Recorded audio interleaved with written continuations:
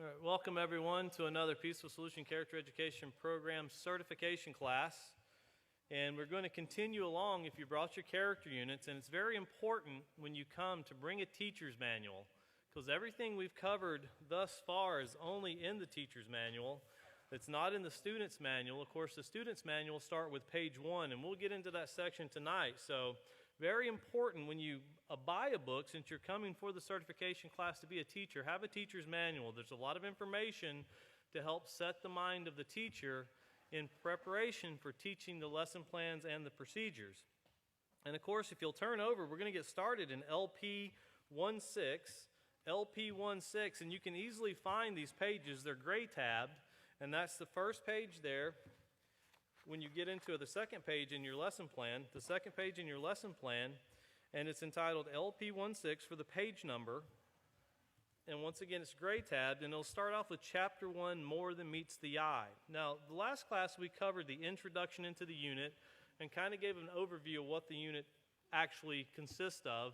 And remember that this is the first of 5 units in the intermediate or junior high series, and that's what helps us to build upon. We talked about building upon the blocks of character and developing character, and that's exactly what we're doing by starting off with this character unit, because we're trying to put a visual in the minds of the students when we speak to them, when we talk to them, and we want to make sure that if we're trying to put a picture in the mind of the students, that we really put a picture in the mind of the teachers, because the teachers are, as we read last from the author, that's our greatest tool that we have, are the teachers, and we're putting full trust into them to educate our students of tomorrow. So starting off here on LP 1C, Chapter 1, More Than Meets the Eye. And it's very important to understand what that's saying, more than meets the eye. It's a saying that actually is trying to relate that there's more to something than appears to be at first. You know, and I got a picture I want you to look at, because it really helps to get into the mind of someone. It's a picture of an iceberg. And when you see an iceberg, of course, you see what's above the water, but you see all below the water here just because the picture's been set that way. But when you're on top of the water, you can't see everything below the water. You can't see the magnitude of what you're actually looking at, or if you were to run into it, what you're actually hitting. But character and personality can be the same way. Character, more specifically, is what we're talking about. And what we want to get into the mind of everyone is when we're dealing with each other, when we meet someone, we can see whether they're kind of chipper and joyful, outgoing. You can see whether they're introverted, drawn back, not very outspoken. We can see those things pretty readily. But the character is something we have to spend a little time on. The character is something you have to get to know. And we're going to base that, the Peaceful Solution, we're going to base character, and it's very important that everyone understands this. Positive character is based upon how well someone complies with the rules that keep society safe, keeps the environment safe, keeps themselves safe, because those rules are what actually bring peace to our societies, to our states, to our governments, to our countries, to society as a whole, speaking of the entire earth, the population of the earth. Well, here in a note to the teacher, this is to get the teacher's mindset on what you're going to be bringing the students. And once again, this is not found in the student's handbook. This is for the teacher to get your mindset on what you're getting ready to teach your students. And it says, how often do we as adults confuse someone's personality, which is how they present themselves to others, with the character, their morals and ethics? So how often do we confuse someone's personality for their character as adults? How often does that take place? Do you ever catch yourself saying, he seemed like such a nice person? Or I never thought she would do that. Yes, even as adults, we can mistake a pleasant personality for a positive character. If this can occur to us as adults, how much more likely can it occur to our children? You know, there's something that we see in society, and it's called scams. And this is where someone presents themselves to be a really nice person, someone that you may find trying to sell you something that you really need, and they've got your best interest in mind. They know that you have something that's missing in your life, and they really want to help you get it, and they'll jump through any loophole they need to help you get it. Or, of course, you might find your next love online, willing to do anything for you except meet you. Or you may find somebody that's got the best car on the lot, and they're trying to sell it to you, but they have to move it every day, so you can't tell that's the one leaking the oil all over the lot. You know, when you're talking about scams, I want to show you this. This is a study that's done by a place called the ACCC. It's a scam watch organization. And this is for 2020, so that's for this year. The number of reported scams, and remember, when most people get scammed and they lose money, it's embarrassing. They don't want to talk about it. They don't want to tell somebody. They don't want someone to know that they just got taken advantage of. So these are the reported scams that we're talking about. So far this year, there's been 173,726 scams, people that have reported being scammed. They've lost over $132,134,719. Now, think about what it takes to earn that money. And these are people that work for their money just for someone else to take it from them through lies, deception. You know, and here's the amount of money it's been taking, and this is done how the money, an ordinance with how much has been taken for each scam. The greatest scam that takes place is investment scams. Someone trying to get you to invest in something and they take your money. The second one is dating and romance. Meet them on social media and they try to pull you in. That's the second one. The next one is threat to life or arrest. They blackmail you. Online shopping scams and actually false billing. This great company just billed me for the service. I need to pay them. They sent me an email, said I need to pay them. And you pay for something that you really don't even have.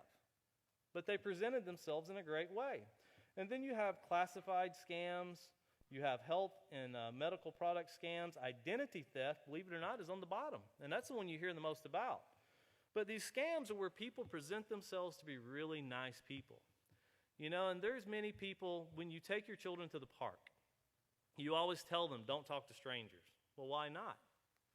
Because every stranger you talk to is not a really nice person. They may present themselves, or they might present themselves that way, but that doesn't mean that they are. They want to win you over in believing that I've got your best interest in mind. Well, think about that as we go through this, because as adults, we can be scammed really easy. And we're showing that through studies, statistics, and things that we're getting back where people are watching and reporting and recording what's taking place. So if this can occur to adults who are 30, 40, 50, 60, 70 years old, the greatest age group that is being scammed is the 65 on up. Those are the ones that are scammed the most. Those are the ones that have worked their whole lives to earn money, and here comes someone else trying to take it right out from underneath them. So think about what that takes for a person to do that. That would be a very negative character. There's no interest in mind as far as helping someone when you scam them. Well, if it's easy for the adults, it's very easy for a child that may be 11, 12, 13, 14, 15. They haven't even got out into society yet. The value of money really hasn't set into their mind yet. So think about how easy it would be.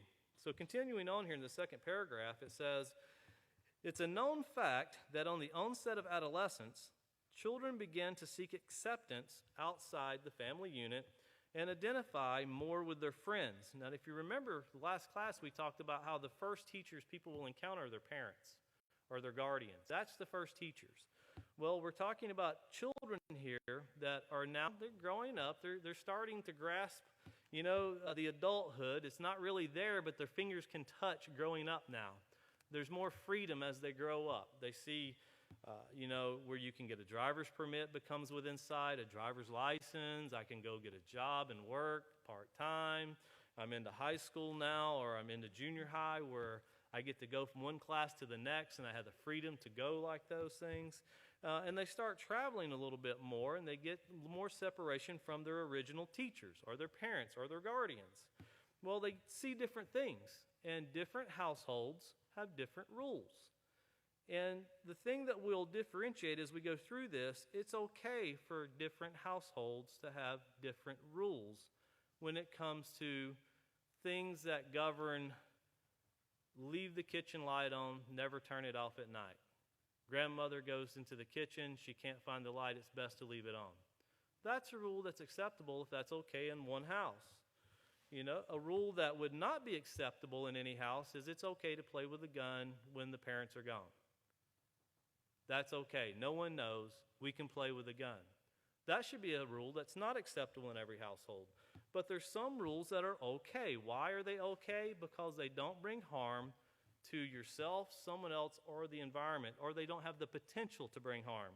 And that's one way when you're trying to talk to your child, when they see new things, tell them, ask themselves, will this new rule or this new activity I see, could it bring harm to myself, someone else, or the environment? Those are the three questions they should ask themselves. As a parent, those are the three questions we should ask ourselves.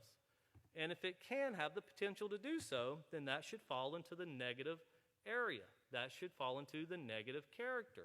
That doesn't mean that if you see someone doing something negative that it can't be changed, but we're talking about immediate decisions that are being made in the mind of an adolescent that is wanting more freedom. And you have to put something in their mind.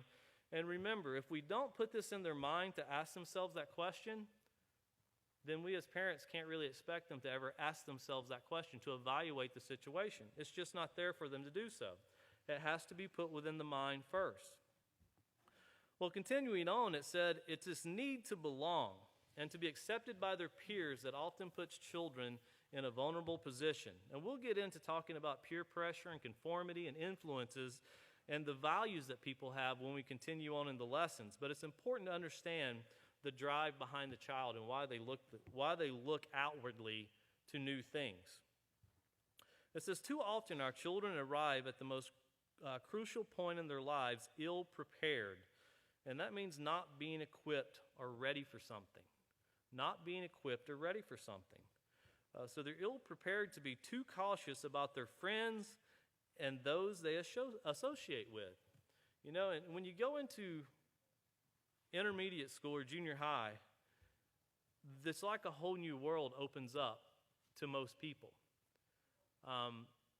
Now you see some of these things in the elementary schools, but it hasn't always been that way, but it's gradually going.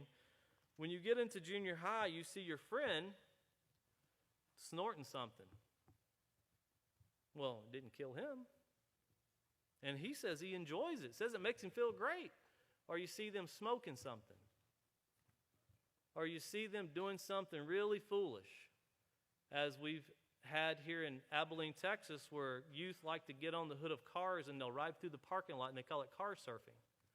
Well, everybody's doing it until the person fell off the car and died, or until the person overdosed, or until the person had something really bad occur. And you might be thinking that these things aren't that prevalent with children. They're just children. They just want to have fun. Let them have their childhood. Write this down, and please never forget this. When our children, the ages of 11 to 15, when the leading cause of death for that age group is first accidental, and over half of that is automobile accidents. The second is homicide. And the third for this year, which flip-flops with certain age groups, is suicide.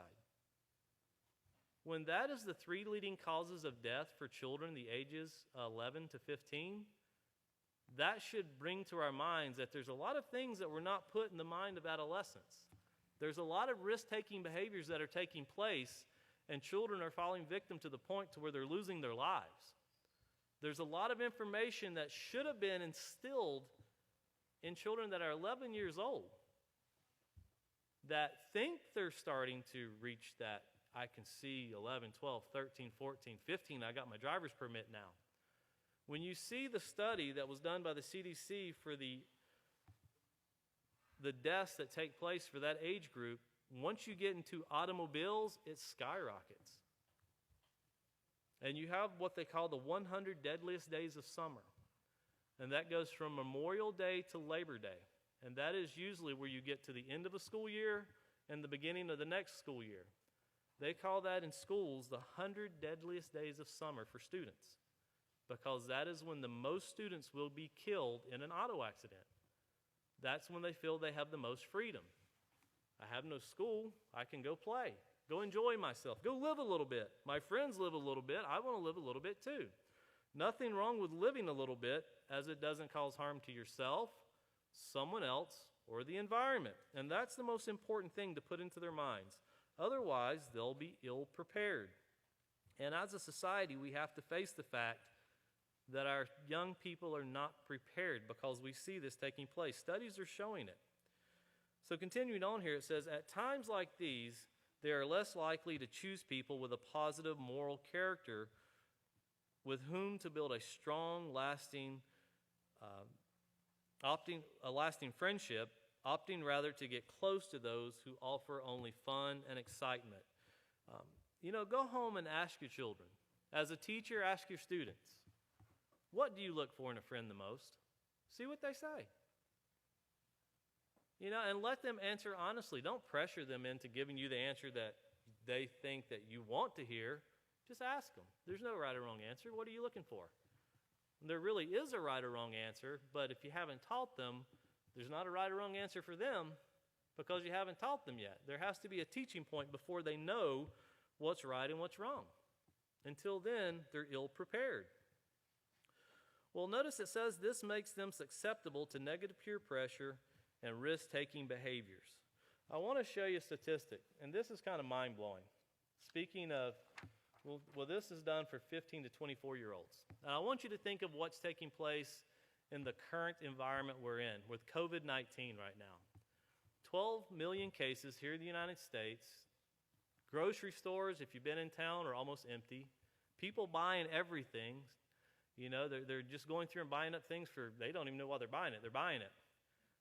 Places are shutting down all over the United States, all over the world actually.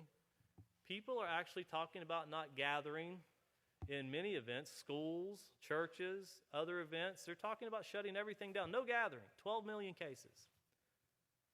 Well, remember we talked about how our young people can be ill prepared? I want you to notice this study done by the CDC, adolescents and youth. 15 to 24-year-olds account for half of all new sexually transmitted diseases, or STDs. Now, how many is half?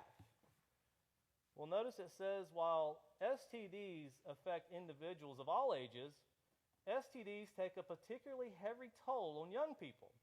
CDC estimates that youth ages 15 to 24 make up just over 1/4 of the sexually active population, but account for half of the 20 million new STD infections that occur in the United States each year. So think about this. We have something that affects children, a child for life, and adults. 20 million every year, and 10 million are children, are young adults. But we don't shut down anything for that. You don't really hear much about it. But we're slamming the brakes on for COVID-19. So think about how in society we'll really send up a warning flag to one thing, but we kind of gloss over the other ones. So then you have to ask yourself, why are we as a society not making this important? Why are we not informing our children of these things? Why do they not know? And why does this statistic keep going up and up and up? Because we're working so hard to keep COVID down. No, I'm not saying it's wrong to warn people about COVID. What I'm saying is, as a Peaceful Solution instructor, we need to see all areas of danger and look at them the same. If they can bring harm, we need to warn students of these dangers. Otherwise, we'll leave them ill prepared. We'll expect them to make decisions that can't be made because the knowledge was never put within their mind. They just didn't know. And we can't keep moving as a society, as the Peaceful Solution says, expecting the right choice when the information was never given. A person can only make a decision with the information that's been put within their minds. So think about that. Why is 20 million not a big deal, but 12 million we need to shut down the country? Does that mean shut down the country? No, that means educate. It means educate, educate, educate. And educate in a way that's, it's your fault. No, it's society's fault. We all fall victim to the fault. The blame can be passed from one end to the other, and it starts with teaching. It really does. Now, continuing on here, it says in the first chapter, students will understand how character and personality are developed, and that's very important. So we're going to teach them how to not only recognize it, but how to develop it themselves, how to grow it. Imagine you're teaching them how to plant a garden, and you're going to teach them how to grow something. And when you grow something in a garden, you have to nurture it. You have to take time to make sure all the ingredients that's there to bring life to that plant, that it gets all the nutrients and it grows healthy. Well, think of the characters the same way. You have to feed it. If you feed it negative things, well, it's like going and putting poison on your plant in the garden. It's just not going to grow. It's going to wither. It's just not going to have the potential it could have had. But if we teach them how to care for this character in a positive way and to develop it, even a personality, then it will grow and they can be successful. That doesn't mean they'll be millionaires and billionaires. It means they'll be a benefit to society where anyone who encounters them actually benefits from being in their presence. And they don't bring harm to themselves, someone else, or the environment. You know, that's really what society wants, but society hasn't put forth the effort as of yet to do so because it's fun. It's more entertaining to do things. How do they say? Stolen sugar is sweeter. Not to the person it was stolen from. You know, so always consider if you've had to do something wrong to get something, someone suffers because of it. Now, continuing on, it says, because we are known by the company we keep, it is imperative that we not only teach children to build a positive character, but to surround themselves with peers who value a positive character as well. And we'll get into values, and a value is something we deem important. Just like if we have that plant in the garden and we go check on it every day, we maintain it every day, well, that's the way our character is. Someone who values a positive character will continually examine what is right and what is wrong. And remember, it's a process. It's not something that's done in one day. Society wasn't broke in a day and it won't be fixed in a night, but it's a process, just like a tree or a plant that grows. Eventually, it yields things that society can benefit from. By teaching children to choose friends based on compatible personality and positive character, we are in effect providing them with the skills to build mutually positive relationships that will support their growth, development, and mental outlook. And it's very important that we realize that we're actually providing them with something. Now we can expect healthier decisions. We can expect more sound decisions, more positive decisions, because we're offering them something. And remember, this offering something, think of it as the way you eat. When you eat, you feel great. You know, you've ate, you're full. You come back just a few hours later and you're ready for the next meal. And a little bit later, you're ready for the next meal. And that's the way character education is. You feed, and then you feed some more, and then you feed some more, and then you feed some more. But we're constantly being tested through everyday activities. What takes place in our lives, for every person, the activities are very different. And the perception of an activity is very different inside the same workplace. You can have an area of work where everybody is on the same work crew, but the perception of the job being done can be very different for each and every person. Well, that's the same when you look at your children in a classroom. If you have 15 children in a classroom, 10 children in a classroom, their perception is very different, each one to the next. So what we're trying to get them to focus on with positive character is this decision-making that is governed by rules that keep us safe.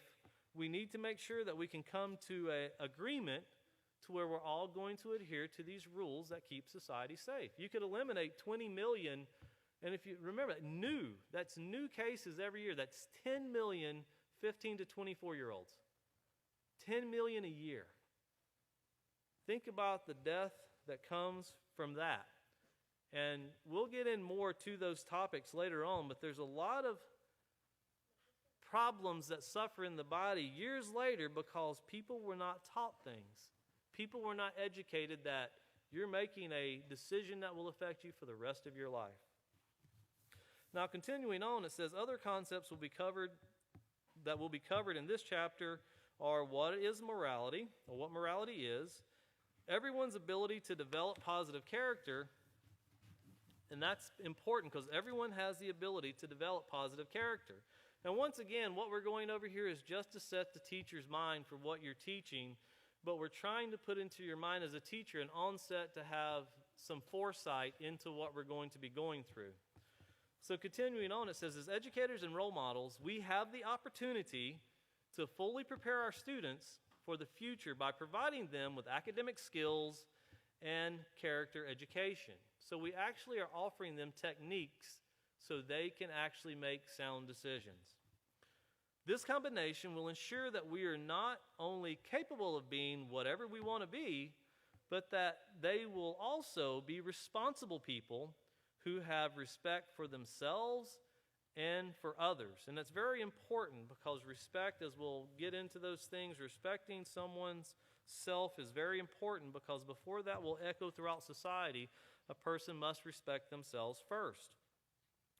Now, moving on here, you'll see that we're now on page LP1E. LP1E, and this is the very first lesson plan that we're coming upon here.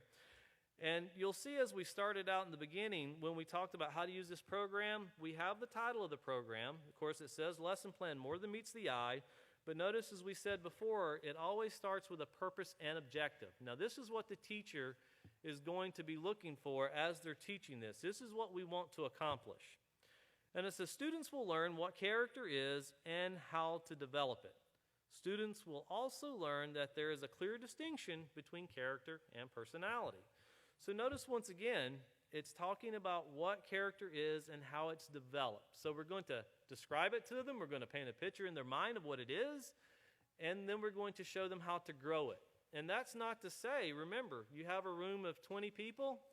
You have people that are on very different levels. You may have some that come from a home where character is a very important part in the household.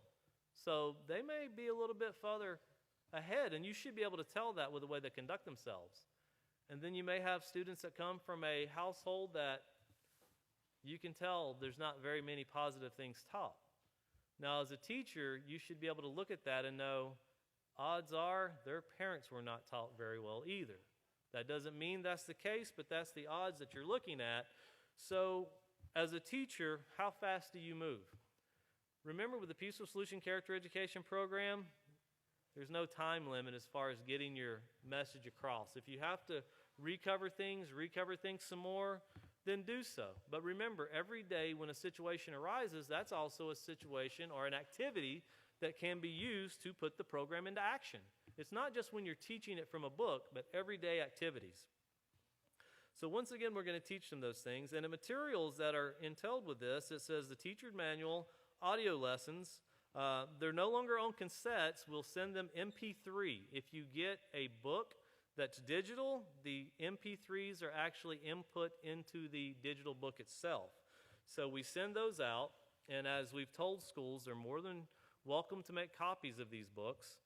But the lesson plan itself is used through the MP3s. If you need them and don't have them, please email the Peaceful Solution at info@peacefulsolution.org, or you can go to the About section on our Facebook page, and it has all the contact information there. Just give us a call or an email, and we'll very readily send them out to you, because they do help the activities. They put a lot into the activities, and they actually help to keep the student's mind more tuned in to what's being done. They make it more lively, so the students can actually have a deeper interest in what's being said. So now here in the procedure section, this is a teacher's best friend. The procedure section lays out what we need to do as a teacher. And it's very important that, remember, we said in the last class to read through these things first, and I'll show you an example why. The first procedure here, it says to inform students that they will begin studying from the Peaceful Solution Character Education Program. This program will encourage the development of positive moral character. Explain to students that during the course of this program, they will also learn that developing a positive moral character is the first step toward accepting themselves and others, controlling their behavior, respecting society and the environment, and making responsible choices. Now, notice it didn't say anything about covering any pages. But if you look down to Procedure 2, notice it says, tell students that today they will learn what character is and how it is developed. They will also learn how to distinguish between character and personality. Kind of a summary of what you just said in Procedure 1, But notice here it's going to tell us to start off, and you'll see it bold right there in pages 3 and 4. So we have to have pages 1 and 2 covered before we get to procedure 2, because procedure 2 is going to tell us to start with pages 3 and 4. So as you've read ahead, you're going to know that procedure 1, I need to explain these things, get them across, and I need to cover pages 1 and 2 when I do so. So keep that in mind, because turning over to page 1, and note to the student, now this is a student's book, and I want you to see, here in a student's book, this is their first page. They have the table of contents when you get to the peaceful solution that go through here. So they have their table of contents, and then this right here is their first page. So all the information we've covered thus far is not found in a student's handbook. And once again, every page that is found in a student's handbook is kind of clear to the right-hand side. Anything with a gray tab is only found in a teacher's manual. And that's very important because that's information that you as a teacher is responsible to get over to the student. You can't expect them to, well, you can go home and read that and you should be able to come back with it. It's not in their books. They won't even have it. So in their books, this is the very first page. Everything we've talked about from this point backwards is nowhere in a student's book. So that's the responsibilities that teachers must take on to get this point across. And another thing that we'll show you that's helped us as a teacher when you're teaching the program, it helps to where if you'll take an index card and write down the procedure you need to cover, and usually we'll paperclip this to the page that the procedure goes to. So when you get to that page and you're flipping over, you can just pull the index card off, and your procedure, what you need to do, is on your card. And when you're going over to the next page, I pulled these off just so I could show this. Your next one will be here. So you don't have to keep flipping back going, well, what did that procedure say do? You can just take your index card off. And then when you get done, you just put them back in your Rolodex because they don't stay in your book. I can tell you that. I've been through that before. That way, when you're teaching, you can just pull your index card down. You have your notes to your procedure, and when you're done, just put it back and then put it back in your Rolodex as you're finished. And that helps you to keep from the flipping back and forth, and it also helps you to make sure you cover all of your bullet points or everything that the procedure required of you, because once again, remember, we're growing, we're developing a character, and every ingredient that is going into this, if you want to consider it as baking something or cooking something, if you leave an ingredient out, like salt when you're making bread, as soon as you take a bite, you can tell you left the salt out when you bake the bread. Well, every aspect of what has been put together here by the author of the Peaceful Solution and the many teachers and parents that helped put this together, the effort that was put into this is astounding. And every part of it was required to develop, to build, or to grow. So keep that in mind as we start off here. So on page 1, so once again, it said that we're going to explain during the course of the program here, that we're going to explain continually the difference between character and personality. And we read procedure 1 that says we're going to tell a student that today we're going to start our studies with the Peaceful Solution Character Education Program, and we're going to learn what the difference is between character and personality. And that's something that we have to, don't just say it and go, you know the difference. Speak as though they don't. And I don't mean speak down to them. Speak as though that you have a blank canvas and that's all you have. And as a teacher, when you're teaching the Peaceful Solution, consider you're painting a picture. And at the end of your picture, you want your students to see what it was you've been describing the whole time. And that canvas is their mind. And as you're speaking, you're painting that picture with your words. And try to be as careful in covering it, but also be thorough with what we're doing. But rely on the lesson plan in the book as it puts the pieces together. So here with a note to the student. This is the first words they would have heard. It has a little balloon here up top with a quote from the Peaceful Solution. It says, "Life is what you make of it, so make it wonderful by learning." And that's very important because education is always considered the most important thing. That's why as a child you go through pre-K, kindergarten, elementary, junior high, and high school, and then some continue their own education. They'll continue it on with either trade schools, college, so forth. They'll go into specialty education. Education is very important in society. But once again, think of all the classes we offer as a society, all of the colleges that we have, And think about when you went through school, they told you reading, writing, and arithmetic. And those are very important.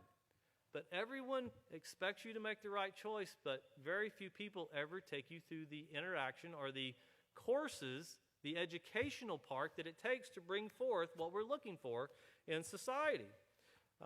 You can come out of society and be, I'll use an example because these people probably get the worst rap of all, a mechanic.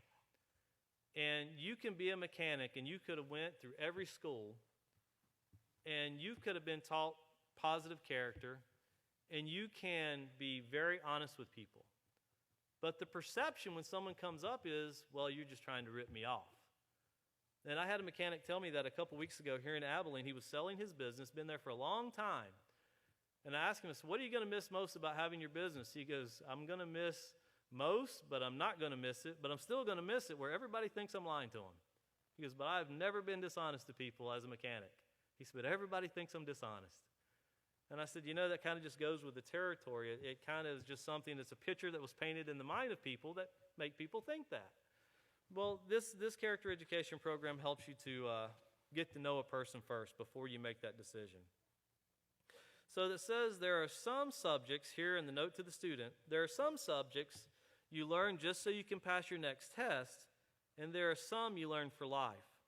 The Peaceful Solution Character Education Program teaches you lessons that will benefit you, lessons you will benefit from as you grow. The information contained in this book will give you an opportunity to explore some of the things that are important to you and make you who you are. And notice that's all the Peaceful Solution can do is present the opportunity. The education is being presented, so the opportunity is being presented. Each and every student, and it's important that we realize this as teachers, they have to choose to do this. You can't force someone to be positive. If you try to force someone to be positive, you may think that you're accomplishing something in your classroom, but you can't force them when they leave, when they're on the bus, when they go home, when they're with their friends, when they go to the mall, when they go here, when they go there. That doesn't work. So we have to show them the benefits and help them choose it, show them the importance of choosing it, and not as a teacher think, they'll never choose it. Never give up on anyone. Always know that your students can only be as positive and as engaging, and they can only desire the peaceful solution as much as the teacher who is teaching it. If the teacher seems like it's a very lax thing, that everyone should know it, you should know how to do these things, these are things you should have been born knowing. Well, who was born knowing it? Who was born knowing how to make the right choice? None of us were. Well, the information contained in this book, continuing on, speaking to the student, will give you an opportunity. Very important to remember that. Will give you an opportunity. So continuing on, it says, in other words, you will learn about your character. Notice it didn't say you will learn about everybody else's character. You will learn about your character. This first part is for us to get to know ourselves. It's for us to understand, well, why do we do the things we do? And are we responsible for what we do? Well, you're responsible for the decisions you make. We're responsible for the decisions we make.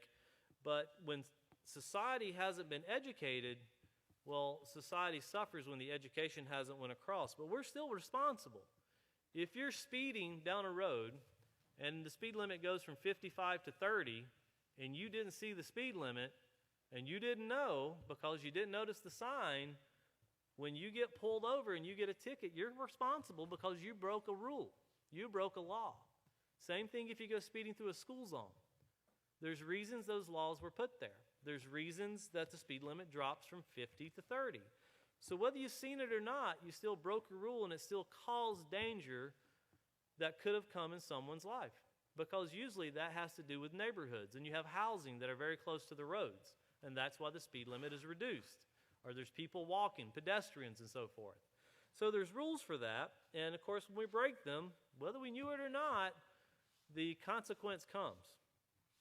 So continuing on, it says, as you study this unit on character, you will be able to gather essential facts that will guide you to make right choices that will in turn help you to develop a positive moral character. And once again, I can't express enough how developing this positive moral character is not instantaneously. Think about when you plant a fruit tree in the yard, how long it takes before you can actually even see the fruit, and then before you can even eat the fruit. So think about that. And that's the way character is done too. And when we're talking about youth, when you're talking about adolescence, well, they could have went through a program. By the time they're 11 years old, they could have been through this program for 6 or 7 years if it was just covered in school in a very engaging process where each and every grade was taught, with the pre-K to the kindergarten, the first, second, and so on. So we could have had a foundation in society, but we found that we don't have a foundation in society, and really society is at fault for that. We as a society are at fault for that. No one person. You can't blame the president. You can't blame your governor. You can't blame your local senators, whether state or federal. We have to acknowledge as a society, if we don't like it, we have to do something different. And whatever we do can't bring harm to ourselves, someone else, or the environment. So going and burning the school down or burning the local senator's office down would not bring any benefit. That wouldn't help at all. Education. And if you're watching these things and you're wondering, what can I do? Get involved with the Peaceful Solution and talk to your community leaders. Tell your community leaders about a program you found and tell them why it's important. Show them why it's important. And if you need someone to help you explain why it's important, call the Peaceful Solution Character Education Program. Zoom calls and Skype calls are so much a part of society today that virtual meetings are being done all around the world. And we would love to help and assist anyone that wants to help to make their society better. Well, a few sad facts of life, and this is something we have to face. It says, in a way, it's a sad fact we live in a society that puts so much emphasis on what people look like on the outside. The way they dress, the way they comb their hair, the makeup they wear, the jewelry they wear, what kind of shoes you got on your feet, whether they're the nicest, the highest price name brand, or whether they're the cheap shoes. Well, society kind of puts value on life because of these things that we're talking about here. It says, whether they are popular, pretty, cute, athletic, tall, short, or fat, as if those are the things that really matter. Does any of those things, when you think about it, if someone is pretty or cute, does that mean they have a positive character? Does that mean they're making decisions that don't hurt themselves, someone else, or the environment? No, you can't look at someone and go, he's athletic. Must be a guy with a positive character. No, that doesn't work that way. But as a society, think about this. When you look at your children, if you go into a school, ask your children, who's your role model? Back when I was in school, the first word would have been, Michael Jordan. And I'm not saying Michael Jordan's a bad person. I'm just saying that he was a role model because he was an athlete to most people. Everybody wanted to be like Mike is what they said. Because he was a role model as an athlete. And that's pretty much how people grow up. It's whoever is the most predominant person in their life, athletes and so forth. It's their dream that they want to accomplish, or that's who I want to be when I'm older. How many people grow up and say, my teacher's my role model? There's some you'll find that'll say that. But then ask them why. Why is your teacher your role model? It's always interesting to find out why. And you'll find some that will say that, but for most, it's usually a musician, a athlete, someone that's popular, movie star. These are things they use for role models.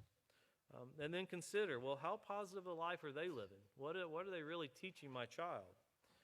Well, notice here it says it's even sadder that we sometimes feel forced to spend so much time fixing, molding, and changing our outside appearance, the way we dress, speak, and walk, just to fit in and be like everyone else. And in a teenager's life, when you think about the adolescence we're talking about here, and this doesn't go away as you get older, but think about when you were in school, if you're an adult. Think about where you were in school. For myself, I didn't have the latest, greatest clothes. I didn't have the nicest shoes. I didn't have jewelry. Didn't care to wear it. Still don't care to wear it. You still don't want to wear it. But you think about in the school setting itself, it was very diversified. You had from people that were really wealthy to people that didn't have much at all. And you could see the groups, how they were kind of split up. We're kind of split up by wealth, the neighborhoods people lived in, and then association by color, which is sad, but that's a sad fact of life. That was done. And those groups kind of stuck to themselves. Even though we were all in one school, we were like 10 different communities. Well, what separates everybody? Because when a school shooting takes place, who cares who's rich and who's poor? Who cares who's black and who's white? Doesn't really matter, does it? So think about these things. When we see children and the pressure they're under, you see your child in there and he's trying to comb his hair a certain way, or she's trying to get her hair a certain way. Well, think to yourself, why? Are you trying to do it because you like it? Are you trying to do it to impress everyone else around you? Because if you're trying to do it to impress everyone else around you, do you ever catch up with the latest fad? By the time you catch up with what they're doing, they've moved on to something else. And you'll never, ever fit in. Even though you chase it, it's like a goal that you run that has no finish line. You're always running it and you never accomplish it. But we see this conformity, the way it sets in. Well, the saddest fact of all, continuing on, is that in the long run, changing the outside just to fit in without improving who we are on the inside has caused many disappointments, lost friendships, and created bad scenes. And underline that word bad scenes, because that's very important. We just discussed a couple of them, these bad scenes that go on, and we even talked about how adults can be susceptible to these bad scenes. Well, it says, in case you're wondering what a bad scene is, it's the 1 million teen pregnancies a year, or the 25,000 teens who are diagnosed, notice, with HIV. They're HIV positive every year. If you think being positive for COVID is bad, HIV has been proven to kill. COVID, scientists have proven, doesn't kill. It makes you really sick, but it doesn't kill. On the other hand, HIV has been proven to kill. Well, these are things that we're not slamming the brakes on society like we see for other diseases. And you got to question why. It's a lack of education. It's a lack of understanding. Well, once again, this HIV, every year in the United States alone, 25,000 teens, or the thousands more who die in drunk driving accidents, and hundreds of thousands of teenagers who have to suffer through the divorce of their parents. And that's something that, if a child has ever went through that as a teacher, you have to remember that you can't control what the parents of the child does at your student, but you still have to teach that student. You still have to give them hope. You still have to give them direction. And it's very important that we always remember that when going through and teaching the peaceful solution. We've been in gymnasiums before, groups of 400 and 500 people in auditoriums. And you always know when you walk into that group, you have guidance counselors that usually work with you. And this is something, if a guidance counselor doesn't tell you this, please put it in your mind and never forget it. When you go into that auditorium, guaranteed there's at least 5 students contemplating suicide. Guaranteed, when you have that many students in your school. Guaranteed there's at least 5 children that are being molested. Guaranteed. Guaranteed there's girls that have been raped and being abused. Guaranteed. Guaranteed there's children that have STDs, they have herpes, they have it for life, but they don't understand why they've got it yet. That's guaranteed. And when you're teaching your class, you have to remember that, but you also have to remember, most likely they've never been given the tools on how to remove themselves from those situations. They're like a leaf blowing in the wind. They're a voice crying out, asking how to fix this. And what you want to offer them is something that will stir their mind to action. Something, the words from your mouth, you can't solve the problem in a 1-hour presentation. But you can at least get their mind to thinking, hey, there is an answer to this. And to get them to start searching for it. And give them direction on where they can find it. Give them hope. Because when someone's in that position, there's just not much hope. They've lost the hope, or they've never had the hope to begin with. When someone has hope in their life, they always see a reason for living tomorrow. They always see if they're being abused, there's a way to get out. And, I'll tell you the power of this program. We were teaching that in Houston one time. And there was a teacher that became very uncomfortable with teaching the program. And we didn't know why. So we wanted to meet with him and talk to them and ask them, what is it that's making you uncomfortable? He said, well, I want to tell you. And it was this book they were teaching. He said, well, I was teaching that book. And we were going through certain things about character and personality and how some things bad can occur to people and it's not their fault. And a young girl stood up and said, my uncle's been molesting me for years. She never told anybody, never said a word to anybody. And the teacher said, I don't want to know these things. I don't want to know my students are going through these things. You know, and her answer was, that's what guidance counselors are for. All you have to do is tell the guidance counselor. They'll come in, they'll help them, they'll assist them. But, you know, the program is meant to bring things out. You don't want it brought out in the open in front of a classroom, sure. But if a child feels compelled to deal with a problem they've been hiding for years, we have to find a way to help them. You can't look at them and go, well, no, sit down and don't talk about that. That's what, you know, they've been hiding their whole life. And when it brings them out, let everyone have their job. And as a peaceful solution instructor, when you go into a school, guidance counselors will be your best friends.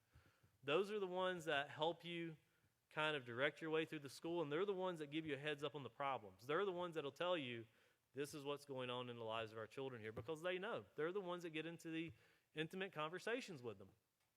But remember that as you talk to these people, you know, these youth, or even if you're talking to adults, there's a lot of adults with a lot of secrets hidden back that's causing problems in their lives they've never talked to anyone about.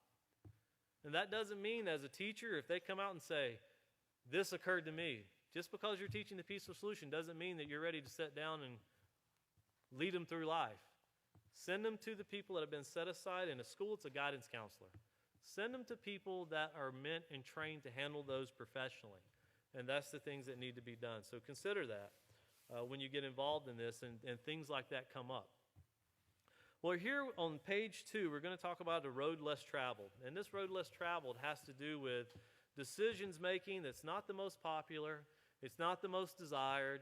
You know, it's not the sports car. It's the Pinto or the Vega or the Maverick, or I don't know what kind of car today nobody wants, but back when I was in school, nobody wanted one of those. It's not the popular thing. It's not the nicest shoes or the nicest shirt or the nicest pants. The road less traveled is the one that most people wouldn't readily grab or go for, but it's the one that's the safest. It's the one that benefits you the most.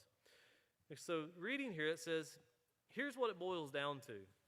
You don't have to go this route, and this is about making choices and suffering the consequences. You can take a road less traveled. Now, it might not be the most popular road or the road that your friends are taking, but there is another fact. Life is about making choices, and every day we make choices, and that governs the outcome of our lives. The choices you make, the ones that could save your life, will be based on your development of a positive character. And the only way to develop a positive character is to start paying attention to what's going on the inside. So along with keeping your appearance, you must keep working to develop positive, morally justifiable character. Yeah, it doesn't mean, well, I need to check my heart, you know, get my blood pressure every day, see what's going on the inside. It's talking about decision making. And remember when we first started out, we said thoughts lead to feelings and feelings lead to actions. Well, those thoughts and feelings are all internalized. We don't see it on the outside until it becomes an action. So we're talking about internalizing the things going on the inside, are these thoughts and these emotions that are going on. The emotions that will bring forth actions that will either have a consequence or a reward to it. So it says, so along with keeping your appearance up, so we got through that. So let's go on down to, well, let's reread that once again. So along with keeping your appearance up, you must keep working to develop a positive, morally justifiable character. In order to avoid those bad scenes we talked about, you have to start building a positive character and start making choices that are decided ahead of time and are consistently responsible, respectful, and honest, and that's just to name a few.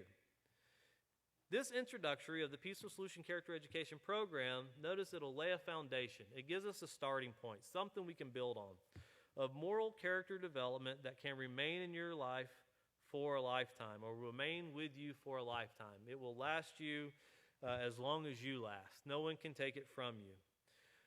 Within these pages lie a wealth of knowledge. And remember, we said knowledge is power. If you want control over your life, if you want the power over your life, that knowledge will give it to you. So a wealth of knowledge, facts, and notice techniques.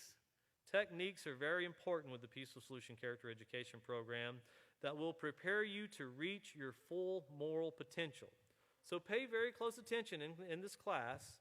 What you will learn in the next several weeks or months, you can use for the rest of your life. Just remember, your character is what you make. Your character is what makes you who you are. So your character is what makes you who you are. It will determine what you stand for and what you will fall for. If you stand on a positive character, you won't regret it. There's no way to have a negative result from making positive decisions. Now, you may make a positive decision. You might make a positive decision that your friends don't like, and you could lose friends over it because you did something that they wanted to have a risk-taking behavior, but you chose not to, and you might think that that's bad, but in the end, it's actually no negatives can ever come from positives. Now, you can put a positive and a negative together, just like in math, and you can get a negative, but two positives never bring forth a negative. When you're making positive decisions, remember, two wrongs never make a right, and two rights never make a wrong. As long as we're making and putting forth effort to make a positive choice, we can never go wrong, and we should never regret it. Well, we believe that the principles contained in this book, when applied to your everyday life, will bring you such abundant living that you will be forever appreciative. Now it will be up to you to take hold of the principles that bring success and never let anyone deter you from this path. And that's one thing we have to be as teachers. We're guiding them down that pathway. We're guiding them in a way that we know if they will take hold of these techniques and develop this character in the way it's taught by the Peaceful Solution, they'll never have a regret, and everyone will benefit. Everyone that comes into not only their lives, but think of ourselves as teachers. Everyone that comes into our presence should benefit from us being in their lives. If people are suffering because we're in their lives, then remember, we're supposed to start with ourselves first. If we're causing someone to suffer, we should evaluate ourselves. Are we doing something that's causing this person harm? And if we think, no possible way, then we need to look in the mirror and be honest with ourselves. Because we all do things we can improve upon. We're all doing things right now, I guarantee you, that we could change so we can be a better person. Because it's always growing. This character is always growing. Just like a tree, it never stops. It always grows. So consider those things. And the next class, we're going to stop right there. The next teacher will pick up with Procedure 2, starting on page 3. And the next class will be 11:25. That'll just be in a few days at 5:30, same time, Central Standard Time. And I know for those who are watching overseas, some of you it's 3 o'clock in the morning, but you can always replay these classes online. They're uploaded, and you can play them and replay them and play them again. So the next class will be 11:25, 5:30 p.m. Thank you very much.